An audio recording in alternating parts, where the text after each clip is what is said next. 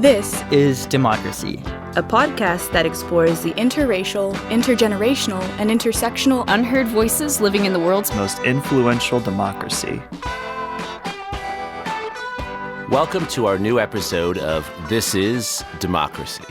Today we have with us one of the foremost experts on North Korea, Dr. David Fields. He's been all over the news recently. I hope you've had a chance to hear him in various places talk about North Korea. He's the Associate Director of the Center for East Asian Studies at the University of Wisconsin. He's written extensively on South and North Korean politics and leadership, particularly the history of South Korea and its relationship with the United States, as well as contemporary issues regarding Korean security and the continued conflict on the Korean Peninsula. And David also is a PhD student, now PhD graduate from the University of Wisconsin, formerly a student of mine, in fact. David, wonderful to have you on today. Thank you so much for having me, Jeremy. Before we turn to North Korea and David's wisdom, we have a wise poem from Zachary. Zachary, what's your poem title today? North Korean Lullabies. Well, let's hear it. North Korean lullabies have sung me to sleep for innumerable years, have threatened my city from television screens, and I have grown up with 1,000 fat rocket men with bombs that could fall from the sky, and every time the news plays those lulling harmonies, I turn it off and try not to remember. And I don't know how we used to live with bombs at every border and silence in every song, but I get scared at night just thinking about the one that could be pointed in my direction. And every time I hear a strange plane go by overhead, there's still a small part of me that wonders if it's the rockets come to blow me away. I just cannot imagine what it would be like not to eat, not to think, not to sing freely. And maybe that's why I hate those North Korean lullabies. Maybe I just don't want to imagine that sort of empty claustrophobia. And when I do think about the deathly, deathly silence, I can see the walls close in on me, and the light begins to seem an eerie foreshadowing. Korea makes Kias and Samsung phones, but what is really north of that line, that foreboding forever line that nobody crosses? What is beyond where the lights are in every satellite image? Is it just darkness beyond, or am I missing something? Something that doesn't want to blow me up from some metallic bowels miles upon miles away. That's really thoughtful, Zachary. What is your poem about? My poem is really about how we live with a nuclear threat, and how it plays such an important role in our view of North Korea and Korea in general. And it really asks, is there something we're missing there? Is there something that we forget about North Korea, about North Korean society, about the North Korean people, because we're so focused on this nuclear threat? Right, almost obsessed with it sometimes, right? So David, that seems like the perfect place to bring your expertise into the discussion. Are there elements and things about North Korea that Americans have missed? What do we not understand that we need to understand about this society? Absolutely, and thank you so much for having me on, Jeremy. One of the things I like about a podcast format is I can answer questions a little bit more at length, which you don't always get the chance to do on radio and television. And one of the points that I'd really wanted to make in some of my interviews this weekend, which I didn't always get to make, but is that North Korea is not a communist country. Despite what you will hear, and I've heard it repeatedly this week, people reporting on the summit constantly refer to North Korea as a communist country. And that's not only not true, but I think it's dangerous to think of them that way. And the reason is we think that we understand communism. I think especially in the United States. Right. And communism has its own sort of roadmap that we expect it to follow. And so if North Korea is a communist country, we think either it's going to have to reform or it's going to collapse, because that's what communist countries do. It's either going to go the way of the Soviet Union and it's going to disintegrate, or it's going to go the way of China and Vietnam, and it's going to have to make at least market reforms and maybe some minor political reforms, still authoritarianism, but more liberal than what it was. And that's what we've been expecting of North Korea for so long. Well, what we've missed is that North Korea went through the same transition that China, that Soviet Union, that Vietnam did in the early 1990s, and they did neither one. They neither reformed nor liberalized, but what they did is they rebuilt their state on a different foundation. And that foundation is xenophobia and a racial ideology in which they tell their people that they are a pure, homogeneous Korean race that is in a struggle for survival with the rest of the world, particularly the United States, which wants to destroy them at every single opportunity.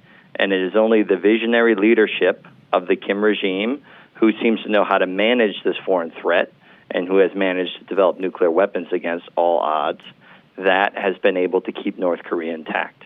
The Kims do not tell their people that they have legitimacy because they live better now than they did 20 or 30 years ago. Well, I should say 30 or 40 years ago, right. Because that's not true, because they actually live worse now than they Right. did in the 1960s and 70s.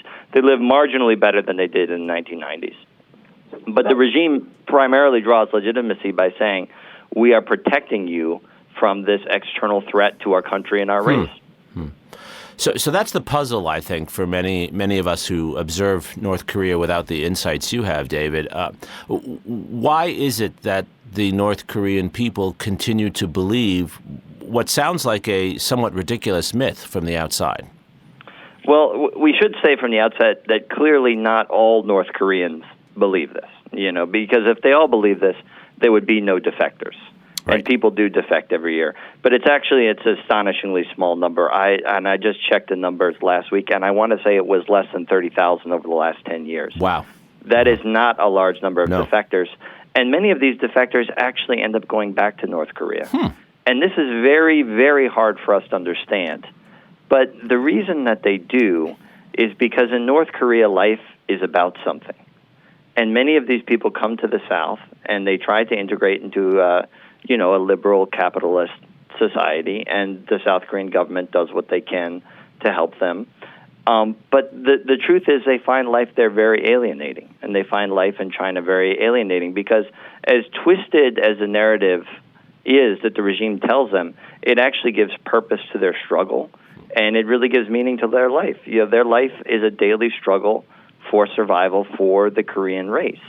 And this is something that gives them meaning and gives them purpose, and they have a hard time really reorientating their life in another way.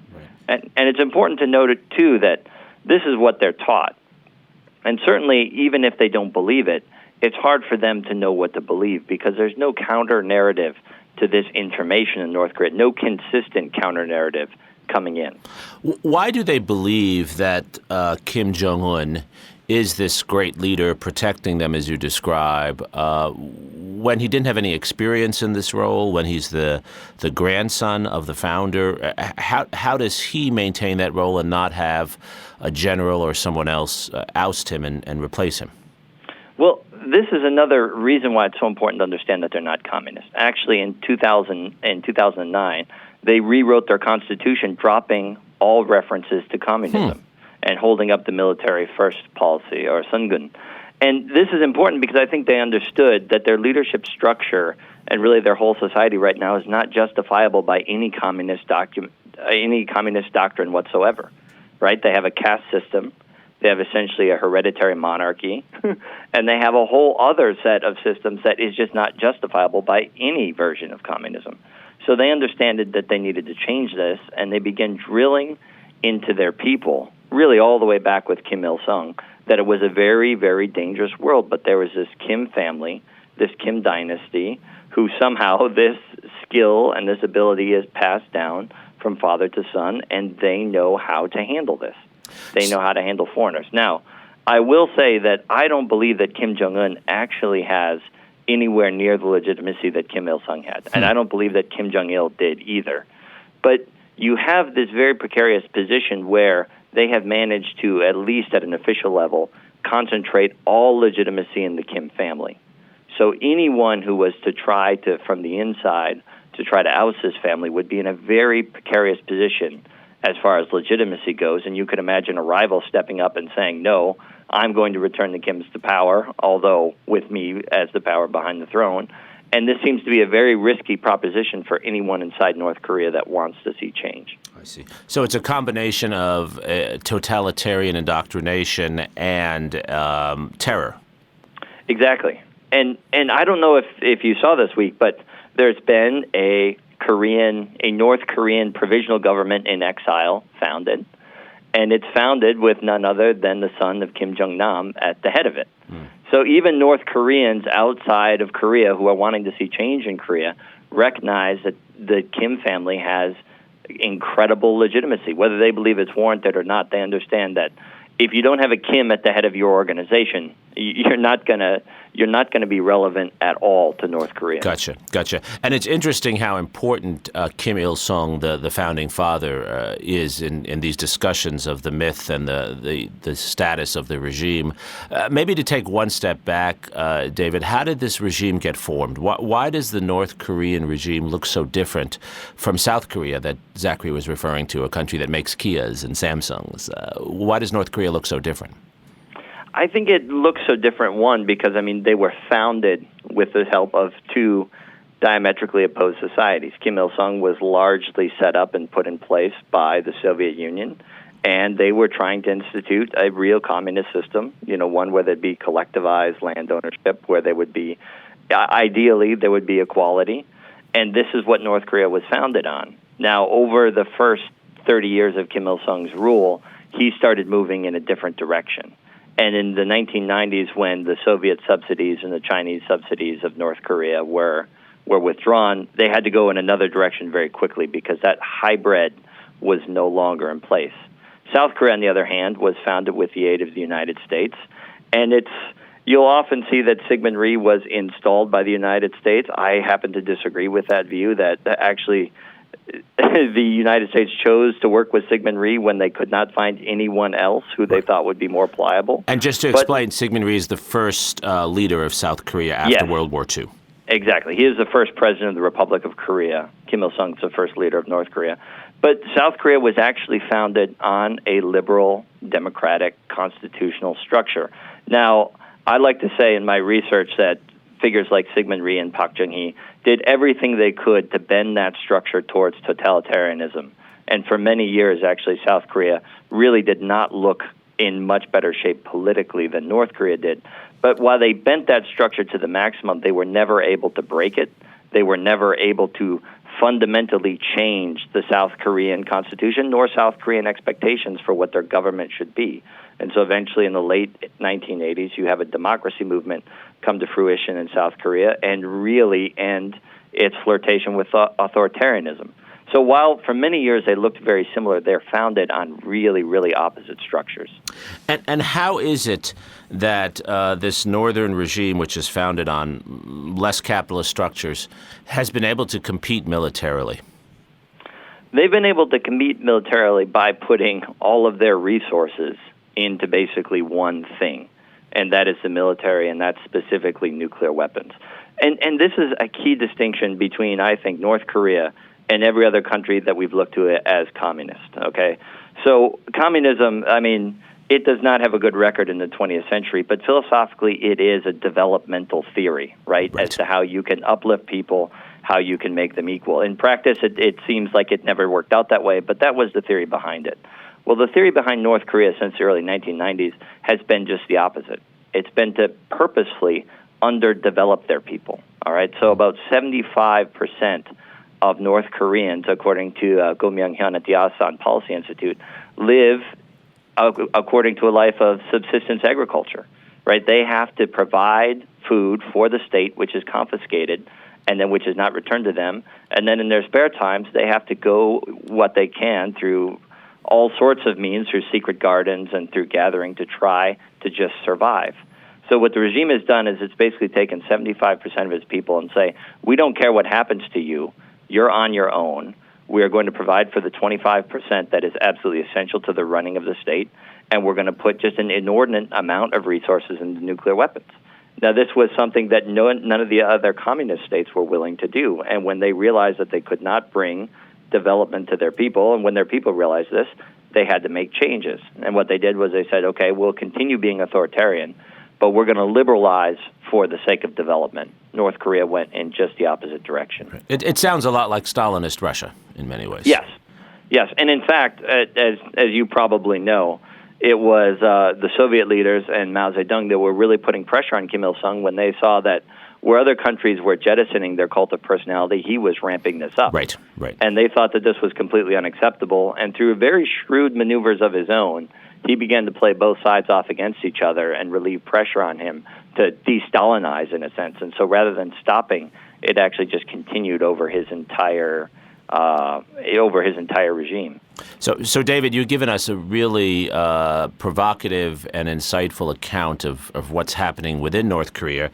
We now have a student question from Samantha Chen about why the United States should care. Let's hear Samantha's question. Hi, my name is Samantha, and I am a first-year student here at UT. My question is, why is the Korean Peninsula of such significance to the United States? You know, this is a very, very good question, and I just wrote a book on how it got to be significant in the first place, although I'm not going to go into that now. The book is Foreign Friends. You should look it up from the University Press of Kentucky. But the truth is... We'll link it on the website, don't worry. Okay, wonderful. The truth is, how we got there is a very interesting and complicated question. But the truth is, it matters to us now because we're there now, and there's 28,000 U.S. forces on the Korean Peninsula, and we have an alliance with South Korea. And that alliance says that we are going to defend South Korea from any enemies that try to attack them, really aimed at the north. And this is important to us for a number of reasons. One, it keeps peace on the Korean Peninsula. But this is really one of the major things that we have in place to keep the peace of Northeast Asia. If you know the history of Northeast Asia, you know that the Koreans do not like the Japanese, that the Chinese do not like the Japanese, and that there's all sorts of trust issues in place there. As a matter of fact, when you hear the rhetoric coming out of South Korea about the Japanese sometimes, it just boggles the mind how much they despise them for their colonial rule in Korea for 40 years. But what American troops in Korea and what American troops in Japan does is it helps these countries trust each other. It helps the South Koreans be able to blow off steam about the Japanese, but never be afraid that the Japanese are ever going to do anything as long as the Americans are there. If we would withdraw from South Korea, one, you could have all of these tensions, all of these historical tensions boiling up, but also it would be an invitation for the North Koreans to get even more belligerent in their attempts to unify the Korean Peninsula by force. Now, it's an open question as to whether we should have gone into Korea in the first place. But the truth is we're there. We've been there since 1949 now. And I think this relationship has actually served us quite well. What interests of the United States are served by this relationship?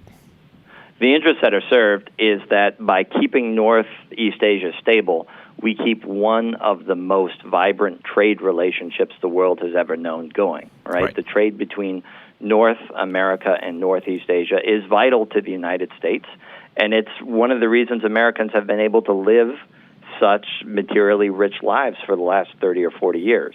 Right. Now, one of the terrible, terrible mistakes that I think our entire political class has made, and that is not just the Republicans I'm talking about, it's the Democrats too, is that this trade relationship is not perfect. It's not perfect by any means, and people like Hillary Clinton understood that. They wrote a wonderful trade deal called the TTP, the Trans-Pacific Partnership, that was going to try to take care of some of these imbalances. It was going to try to protect American intellectual property. But then we started having this populist moment. And instead of people like Hillary Clinton standing up and explaining to the American people why this relationship was valuable and how it helped Americans lead more materially enriched lives, she jumped on the bandwagon, along with Donald Trump and so many others, in an attempt to try to get elected. And I fear that they have done long-term harm to the American interests and really to the quality of life we have in the United States by pretending that this trade relationship is a problem rather than really a source of wealth that just needs a little bit of tweaking here and there. Right. Well, it's very well said, David. Many would argue, though, that the American troop presence is now beyond its purpose. What would happen if the United States withdrew its 28,000 forces from South Korea? Donald Trump has talked about this. The president has brought this up as a possibility. He has brought it up. And, I can't tell you right here, right now, what would happen. But I can tell you that a number of scenarios that we have been trying to avoid for the last 50 years would all of a sudden seem more likely. And what I mean is a North Korean attack on the South. I mean the rearmament of Japan, fearing what might happen if North Korea was able to conquer the South. We're talking about a massive rearmament program in South Korea as they worry not just about the North Koreans, but about the Japanese. And we also think about the Chinese maybe trying to reassert a sphere of influence on the Korean Peninsula that they have not had since, the 18th century. They've had it halfway in North Korea for a few years, but all of the Korean Peninsula used to be a suzerainty of China. Right. And Chiang Kai-shek was interested in reestablishing that. I think there's no doubt Mao Zedong was interested in establishing that. And I think Deng Xiaoping would certainly start moving in that direction if American forces were withdrawn. But these things that I'm talking about, these are long-term developments. If the United States would leave tomorrow, I think that you wouldn't see anything terribly drastic happen overnight.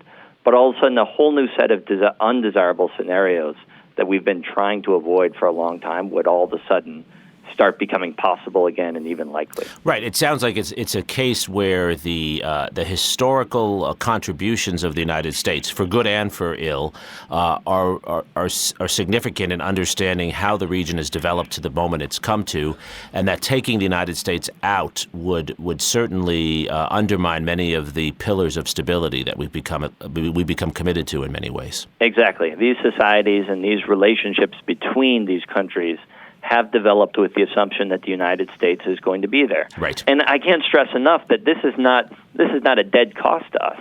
We benefit from this relationship directly in terms of trade. We benefit from it in terms of support, in terms of alliances. And the fact is that it's cheaper to keep troops in South Korea than it is in the United States. So by bringing those troops home, you don't save money. Right. And you probably don't even save a commitment unless we are radically changing our approach to East Asia. Right. Because if we would withdraw from Korea and the North Koreans would attack or get too rambunctious, I don't think there's anyone that thinks that we wouldn't go back in, at least not if it happened in the first decade or so. Right. Do you see a path forward for democracy in North Korea, or do you think that's very far-fetched?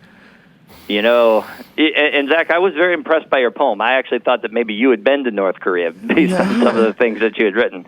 Hey. I hate to be pessimistic, but I don't see a path towards democracy in North Korea right now. I think that the regime has done its work too well.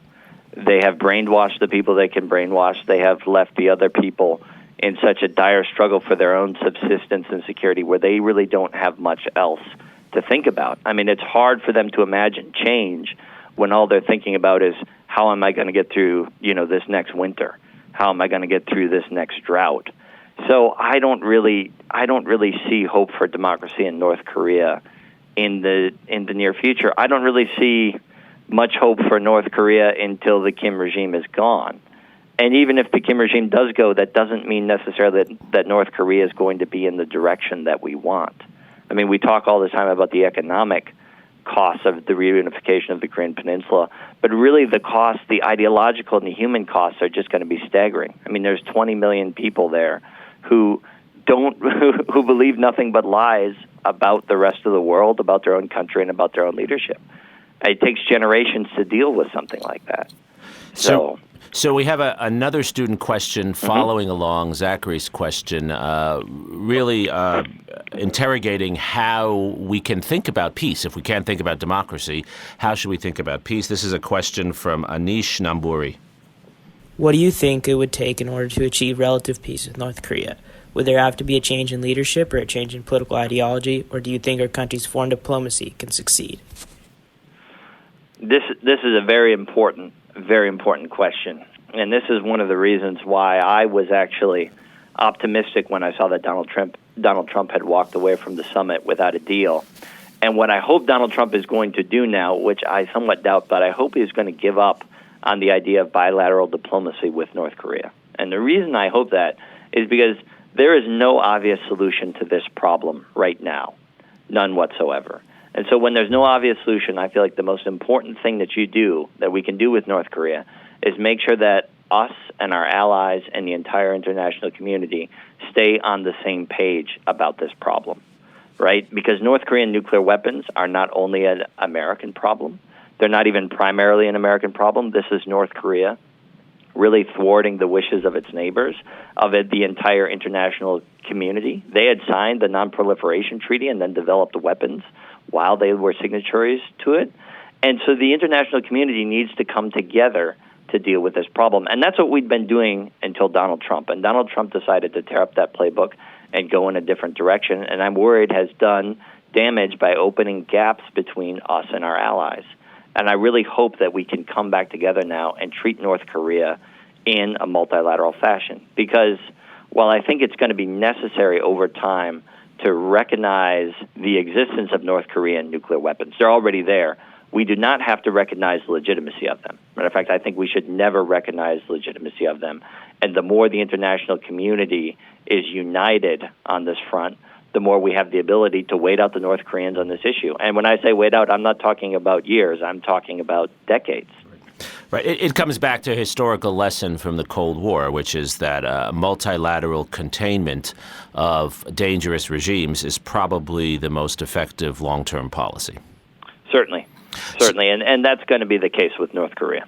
So there's just no obvious solution. So, David, we like to close on some optimistic notes about how democratic change is possible in the world today. What do you think are some of the positive opportunities for the United States and a multilateral coalition of countries in thinking about the future, not in bringing democracy to North Korea per se, but in improving the international circumstances? I mean, just a couple of years ago, we were on the brink of war with North Korea. We don't want to go back to that. So what are the positive steps and realistic steps moving forward? Yes, we don't want to go to war with North Korea. There is no kinetic military option to deal with North Korea. The situation is too dangerous. They hold the entire city of Seoul hostage, essentially, to conventional weapons, not talking nuclear weapons.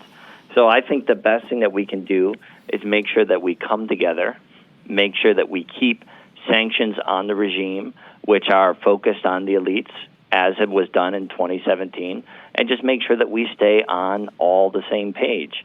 And one thing that I think we can do as citizens, although I think it's harder when none of our political class wants to do this, is to really study the relationship between the United States and East Asia.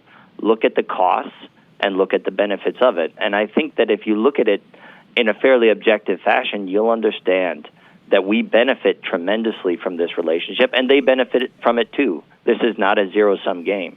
This is a win-win relationship, and we need to get back into the TTP. We need to get back into a position of leadership where we're writing the rules of this relationship, and we're not ceding the initiative to this in the Chinese. And we really need to push our political class, not just to defend this relationship, but also for things like trade adjustment assistance, right? There are real people who have been hurt by these trade relationships, but it's so much easier to enhance the social safety net, to offer things like retraining for new jobs, than it is to tear up these trade relationships which not only raise prices in the U.S., but really have the danger of reshuffling a political order between the United States and East Asia in a way that is not going to be beneficial to us. Right. I think this comes back beautifully to Zachary's poem.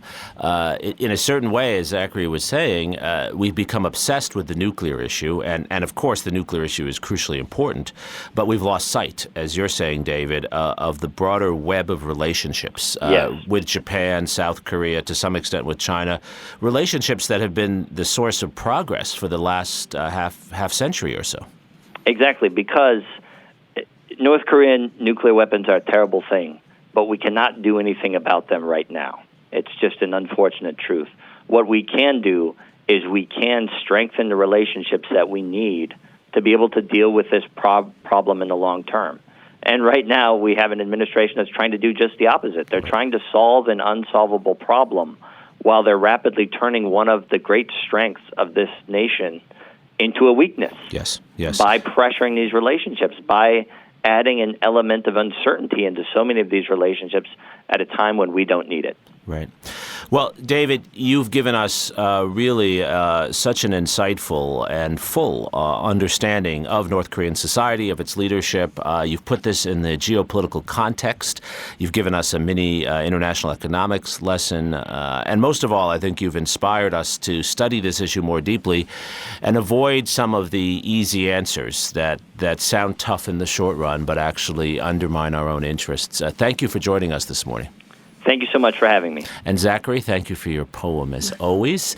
We will continue to discuss North Korea and other parts of the world and try to get beyond the headlines to understand how the history of these regions affects our world today and opens opportunities for us. Thank you for joining us on This Is Democracy.